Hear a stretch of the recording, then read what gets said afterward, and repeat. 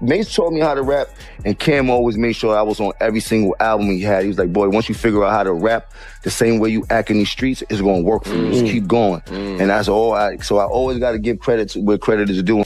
There would be no Jim Jones if it wasn't for them guys. He taught you how to rap, or so he claimed. But what if Jim Jones ain't really who he's been pretending to be this whole time? What if all that "I built this" talk was just smoke in the air? Loud words, no real power behind them. Think deeper. The same guy yelling he made Cam and Jules might have just been the noisiest dude in the room, not the mastermind.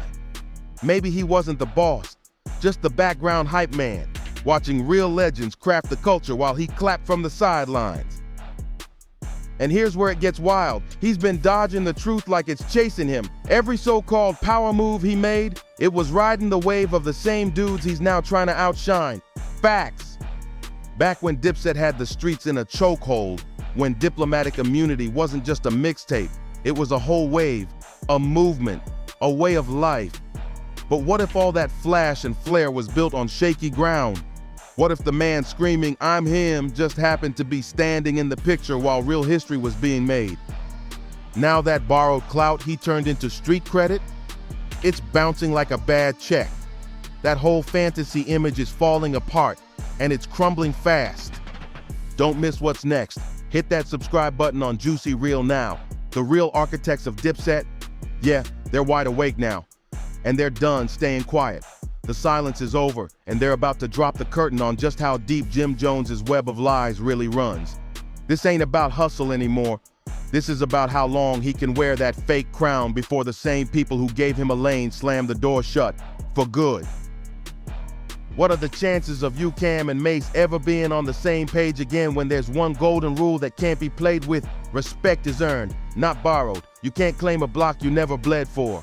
You can't remix your story just cause the camera showed up. And you definitely can't try to erase the legends who built your whole name brick by brick.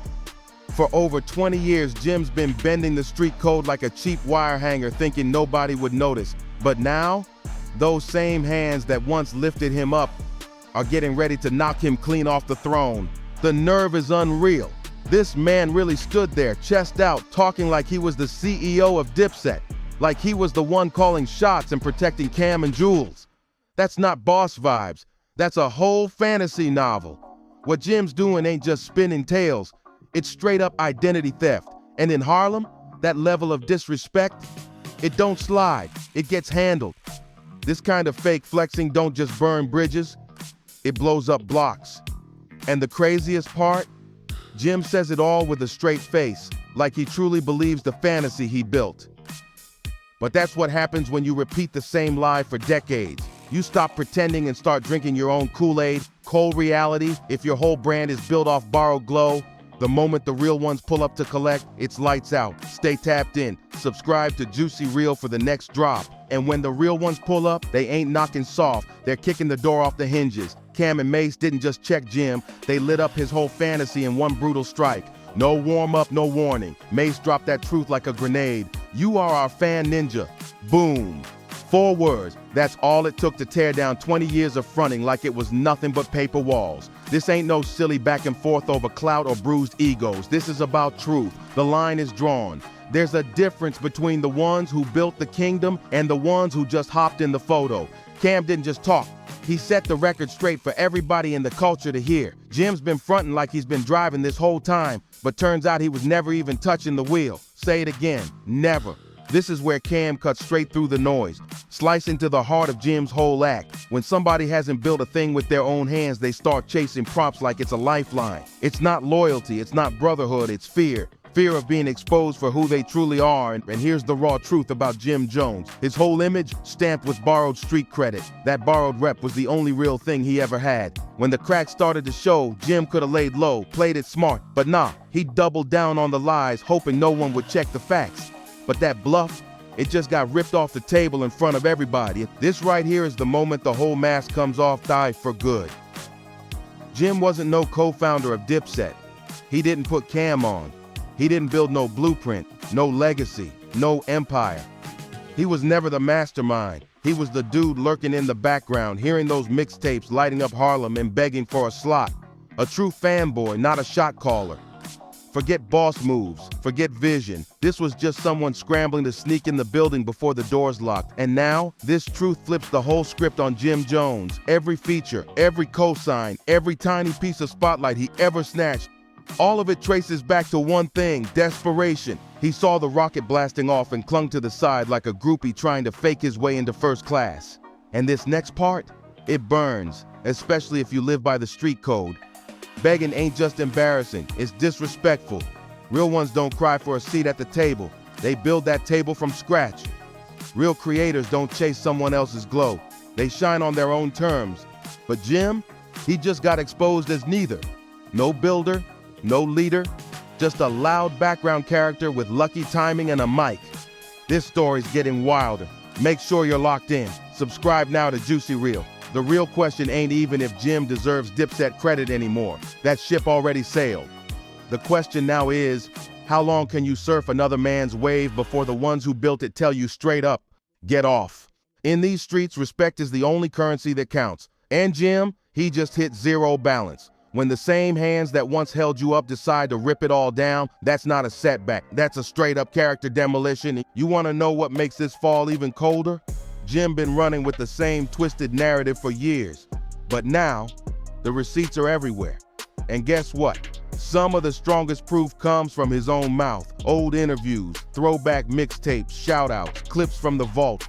They all tell a whole different story than the one he's trying to pitch today. And real ones, they don't flip the script just to chase likes. Street legends stay solid. Their story don't shift based on who's tuned in. They ain't performing for cameras, they're just speaking facts, straight from what they lived through. This saga's heating up. Don't miss a beat. Subscribe to Juicy Reel and stay in the loop.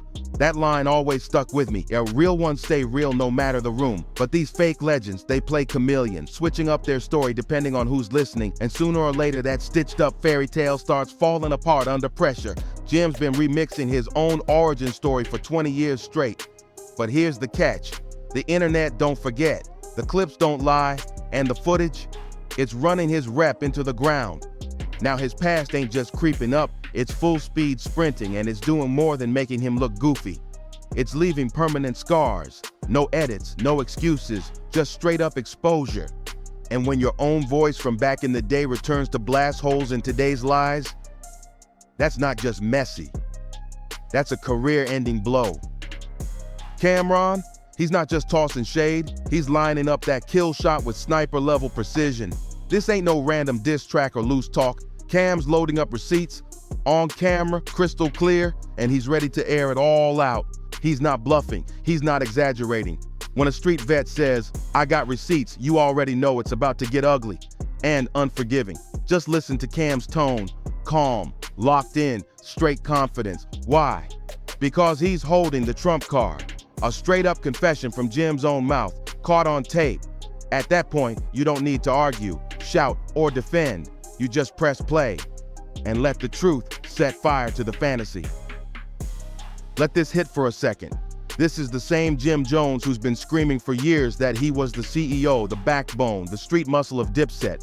Jim just said it on camera, clear as day, that MASE was the one who taught him how to rap, not the other way around. Let that sink in. Jim didn't make MASE, MASE made Jim. And that moment right there, that wasn't a slip-up. That was a full-blown confession, and it crushed every lie he's been feeding the culture for decades. This ain't just a contradiction. It's self-destruction in real time. Jim basically backed up everything Cam and MASE been saying, using his own voice. That's the kind of street justice you don't recover from, because when you hand your ops the weapon, they don't gotta swing. You pull the trigger on your own legacy, but it doesn't stop there. Jim's lies run deeper than Dipset leadership talk. He even tried to rewrite the roots of his own friendships, like the very people who put him on were somehow beneath him. The nerve is wild. He really had the audacity to paint Camron like some struggling artist crashing on his couch, like he was out here saving Cam. That's insane. That's what happens when fame twists your mind. You start flipping the whole story just to make yourself look like the boss, the savior, the anchor. Classic behavior from someone who's dying to be the main character in a story that never even belonged to him. But here's the real problem. When you rewrite history for too long, eventually the truth shows up, and it don't knock politely. You can't gaslight the real ones who lived it, not when the folks who were actually there are hearing the lies and shaking their heads. Those twisted stories, they don't get ignored, they turn into ammo, And right now, Cam, Mace, and the whole original squad, they're locked in and fully loaded. And the craziest part? Jim can't even fire back anymore. How you gonna clap back when it's your own voice tearing you down? He said it, clear as daylight. Mace taught me how to rap. That's not just embarrassing, that's career shattering. You can't call yourself the architect when you just admitted somebody else drew the blueprint. That whole boss image, gone, crushed under the weight of your own words. But here's where it gets dark. While Jim been out here slowly tearing down his own legacy with lie after lie, the ones who really saw Dipset rise from the bottom, they've been quiet, just watching. But not anymore. Now they're stepping out, ready to clear the smoke, ready to bring the truth to the surface. And what they're dropping? It's about to shake up everything Jim's been desperately trying to protect. This part right here, it's the game changer. The real narrative on who was calling shots behind the scenes is finally coming out. Because when the clout fades and the fairy tale falls apart, truth don't come from the one yelling the loudest. It comes from the ones who were actually there when history was being made. Now Joel Santana steps in, and his words hit different. When he says everything used to be cool, that's not just nostalgia. That's a warning. It's about to blow wide open. Subscribe to Juicy Reel and catch every second. He's laying the foundation for the storm that tore Dipset apart. Just listen to Jules's tone, calm, controlled, almost surgical. That's how you know it's real. Real ones don't need to yell or dress it up. Wait, they just drop the truth and let the facts do the damage. But just when it feels like an open and shut case, boom. Here comes the curveball from Choke No Joke. And trust, this one's about to shake up the whole room. Choke comes through and confirms something that hits hard. Yes, people really did work under Jim. Yes, he had some legit power in the machine. So now this ain't about some total fraud. It's about a dude who had a little juice but couldn't stay in his lane. Jim wasn't some helpless sidekick in the shadows, but he sure wasn't a CEO either. He was middle management trying to Photoshop himself into the founder's chair. And in real street circles, that kind of insecure role flipping gets clowned heavy. You can't rewrite your way into legendary status. You either built it or you didn't. Then Choke drops the line that's gonna have the comments going crazy. No cap, he said the unthinkable. There'd be no Dipset without Jim. He even went as far as calling him. You already know what's next is about to explode. Don't blink, subscribe to Juicy Reel now and catch what Choke said next, because it's a bombshell. The muscle behind the movement sounds powerful, right? But before Jim's crew pops the champagne, let's break it all the way down. Being the muscle don't make you the mastermind. Just because you held it down and pushed the machine forward doesn't mean you built the engine. Yeah, Jim played a role. He helped protect the brand, no doubt, but let's keep it 100. He didn't write the blueprint. He didn't spark the vision. He enforced the dream, but he didn't dream it up. Now lines are being drawn in the sand, and two clear camps are forming. One is riding with the street force Jim brought to the table. The other, they're standing strong behind the architects who built the legacy from day one, the Cam and MASE era. Even Jules Santana and Choke No Joke aren't riding for Jim out of blind loyalty. They're calling it how they lived it. They've seen the flaws, they know the mess, but they also know Jim put in real work. And that's where this whole drama flips into full-blown mental warfare. Both sides now spinning their own version of history. Cam and MASE, they're turning the volume down on Jim's impact, trying to prove he's been gassing himself up too hard. Meanwhile, Jim's camp is cranking it up, going full blast to kill that just a fan label, proving he was more than background noise. But here's the twist. The real truth, it's right in the middle. In street politics, it ain't about having the whole truth.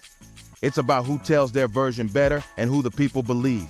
It's all about the version people believe. And right now, Jim's losing that war badly. See, when everyone's grinding side by side, loyalty stays tight. But the moment one dude starts shining a little too bright, that's when the snakes start slithering. Jealousy creeps in quiet, the mask slip, and suddenly you see who's real and who's been fuming in the shadows all along. And just when it seemed like this was all about Jim's ego spiraling out of control, well, boom, Choke No Joke flips the whole script. He drops a bomb. Camron was the one who couldn't handle Jim's rise. That plot twist hits hard. So now the question flips. Was Jim out here faking that CEO role? Or was Cam low-key uncomfortable watching the dude he brought in start soaking up the spotlight? But hold up. Don't go taking Choke's word like it's gospel truth. You gotta clock the real chessboard moving behind the scenes. This ain't just casual commentary. This is personal beef in a truth costume. Choke and Cam, yeah, they got history. And it ain't the brotherly kind. Word is, they almost threw hands after Choke showed love to a Jim Jones mixtape. That kind of petty tension says a lot about where his loyalty really stands and how twisted his version of the story might be. Let's be clear, Choke ain't backing Jim just cause he believes in some mission. This could be about getting even, not telling facts. It's deeper than drama now. Subscribe to Juicy Reel and watch this story unravel piece by piece.